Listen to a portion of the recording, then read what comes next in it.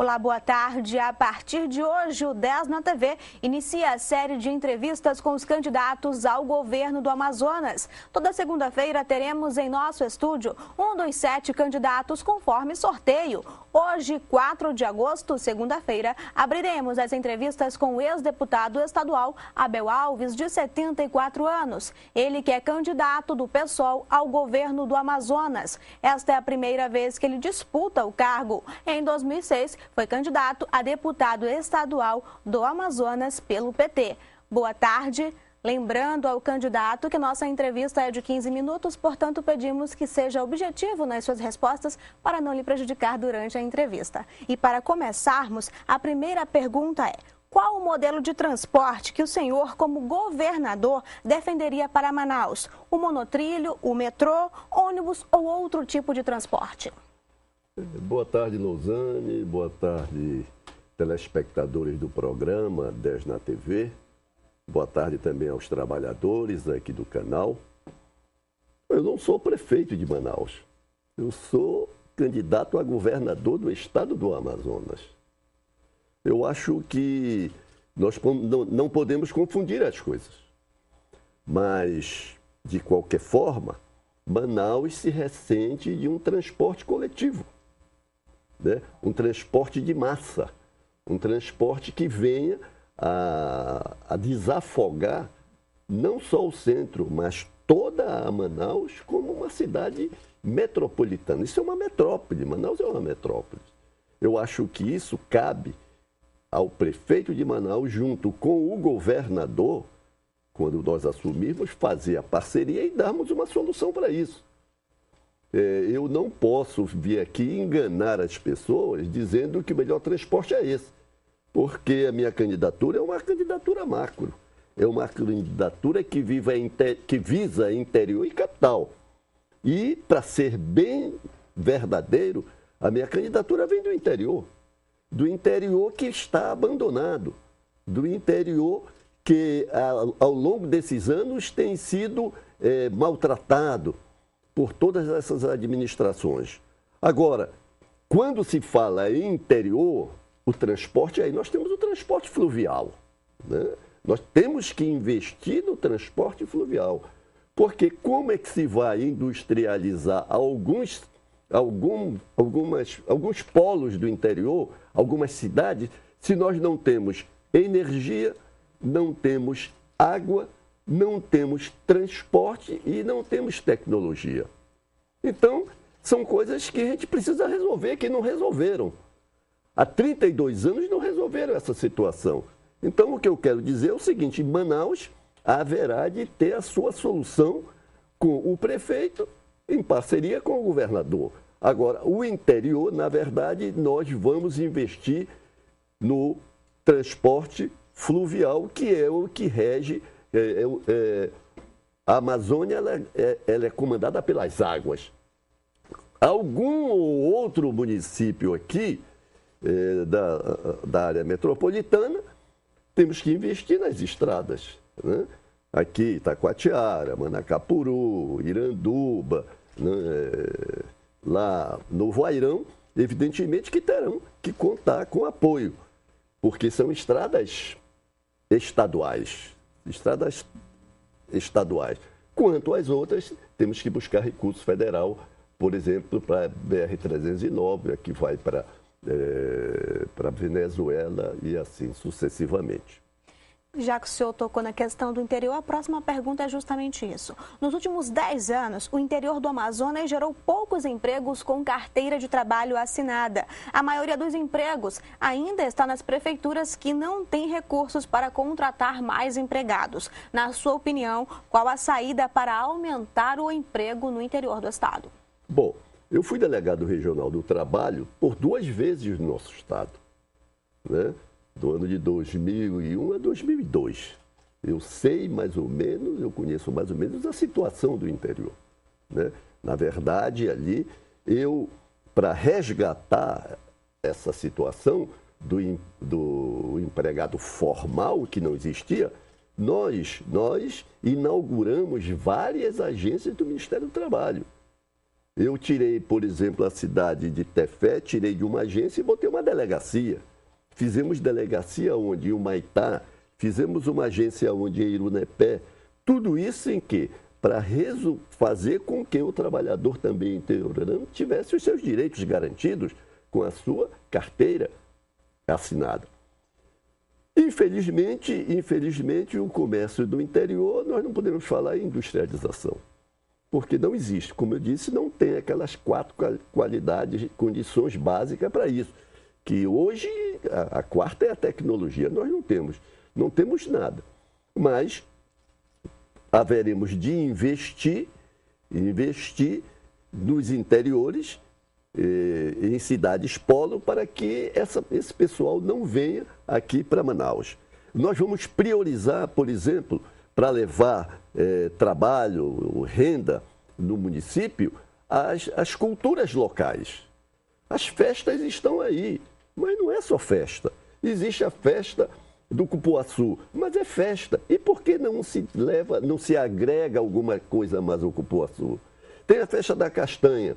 A castanha não tem uma usina lá para beneficiar a castanha. É a terra da castanha. Aí você vai ver uma série de culturas locais que o governo nunca deu atenção. Apenas chega na época das festas, financia alguma banda de música, faz aquela festa todinho, mas não gera nada. Então nós vamos modificar isso aí. Nós vamos inovar. Não é renovar, porque renovar é meia sola. Não se renova o que não deu certo. Nós vamos inovar, levar para o interior, fazer com que o interior agregue valores às suas potencialidades naquilo que ele tem. O Amazonas inteiro, incluindo Manaus, sofre com o tráfico de drogas ilícitas. A sensação é de que mesmo com a polícia combatendo o narcotráfico, nada muda. Existe uma saída para este problema das drogas? Na sua opinião, qual seria? Olha, o problema da droga, do tráfico, é uma coisa muito grave, muito séria, né? Você vê estados pequenos, mas populosos, em que vemos a droga mandando, como São Paulo, como Rio de Janeiro, né? Agora você transfere isso para o Amazonas, que é uma imensidão, né? Mas eu acho que nós temos algumas condições de atenuar essa situação se o governo federal ele fechar fronteiras para isso. Porque de onde vem a droga? A droga vem dos países vizinhos, né? Nós não temos, pelo que eu saiba, não temos aqui plantios de coca, plantios de maconha, uma coisa ou outra. Mas a droga pesada mesmo, ela vem dos países vizinhos. Ora, se o governo federal, em parceria com o governo do estado, fecha as fronteiras, quer dizer, dota as fronteiras de mecanismo de pessoal que possa barrar, né, não só o problema das drogas, como o problema das armas também. Por que as facções criminosas estão armadas? Por quê? Porque recebem, evidentemente, armas de fora. E de onde vêm essas armas? Vêm dos países vizinhos. Mas nós aqui no Amazonas, nós temos as nossas fronteiras que nós conhecemos bem. Nós conhecemos a fronteira de Tabatinga, nós moramos no Médio Solimões, nós somos oriundos do Médio Solimões e vamos fazer com que, junto com o governo federal, possamos fechar essa fronteira para atenuar o problema do tráfico, não só das drogas, como também das armas. Ok, candidato, vamos para a quarta e penúltima pergunta. O Estado ganhou mais 50 anos de Zona Franca de Manaus. Para quem não sabe, mais 50 anos em que as indústrias que se instalam em Manaus não precisam pagar impostos, como acontece na maioria das outras cidades do Brasil. O que é preciso, na sua opinião, para que a Zona Franca se desenvolva e depois destes 50 anos, o Estado mantenha as indústrias e os empregos da capital? Você falou muito bem. Muito bem. Isso serviria até para os nossos políticos. O Estado ganhou. O Estado ganhou. E a população? E os trabalhadores? O que foi que eles ganharam com isso? Eu não vi nenhum trabalhador, nenhuma central de trabalhador, né, festejando lá a prorrogação da Zona Franca de Manaus. Só vi os políticos. E esses políticos que estão aí há 32 anos. Eu não vi um trabalhador. Não vi. Por quê? Primeiro que as centrais estão desmoralizadas. Né? Elas estão desmoralizadas e isso vem sendo comprovado com as pesquisas que fazem nesse país todo. Ninguém acredita mais nas suas centrais. E o trabalhador, ele fica indefeso. Hoje em dia, presidente de central quer ser político. Ele partidarizou a questão do trabalhador. E nós não queremos isso. Nós, quando ganharmos e assumirmos, né, nós vamos ter uma política diretamente relacionada com o trabalhador. A Zona Franca de Manaus precisa ver isso. Esse tempo todo foi só Manaus e o interior abandonado. Por que não se leva, por que não se faz também, não se transfere um pouco dessa riqueza de Manaus para o interior? Manaus hoje deve-se à cultura, a economia do Amazonas, do interior do Amazonas. Nós temos aí grandes prédios, teatro, temos o tribunal, o prédio do tribunal, temos outros prédios aí, o Paço Provincial. Tudo gerado com o quê? Com dinheiro que vinha do interior. Com dinheiro do extrativismo, da balata, da sorva, da castanha e, evidentemente, que da seringa. Quer dizer, hoje nós precisamos fazer com que a Zona Franca também ela se estenda e que agregue alguma coisa naquele projeto que eu falei, valorizar as nossas culturas. O Amazonas, você que está nos ouvindo, é um estado rico com uma população pobre. Meia dúzia tem o dinheiro, meia dúzia são ricos. E a grande população está pobre aí, morando à beira dos igarapés, sem saneamento, sem educação, sem saúde, sem nada. É por isso que nós queremos fazer o protagonismo do interior para a capital. Fazer com que a Zona Franca também vá ao interior e agregue alguma coisa nas culturas locais dos nossos municípios. Candidato, para encerrarmos, qual é a diferença que o senhor considera principal entre as suas propostas e a dos outros candidatos ao governo? Bom, a grande diferença é o seguinte, é que eu não tenho que justificar nada. Eu não tenho que justificar nada. Eles é que têm que justificar.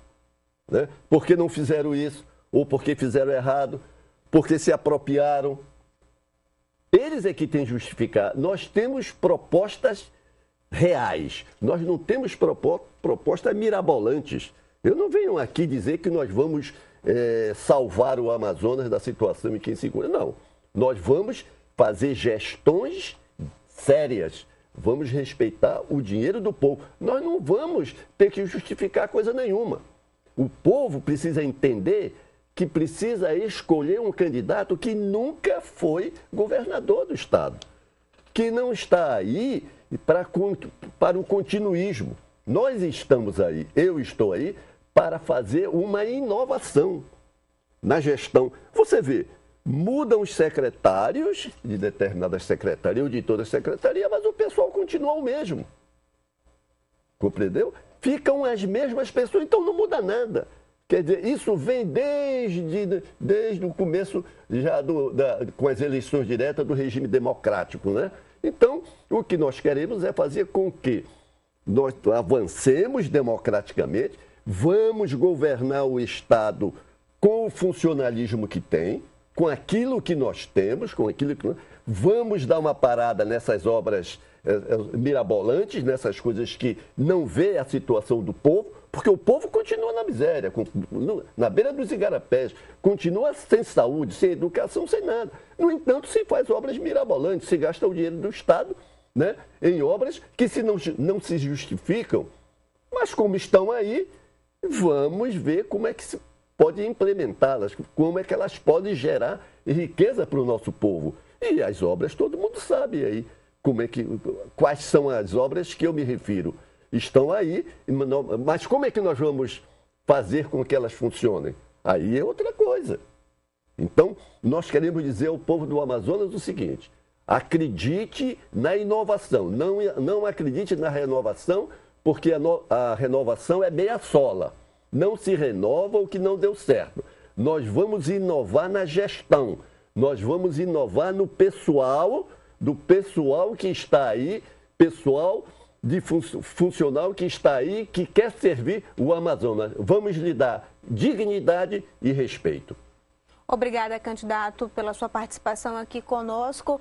O 10 na TV entrevistou o candidato ao governo do estado, Abel Alves, do PSOL. Na próxima segunda-feira, o candidato Marcelo Ramos, do PSB, será o entrevistado da semana.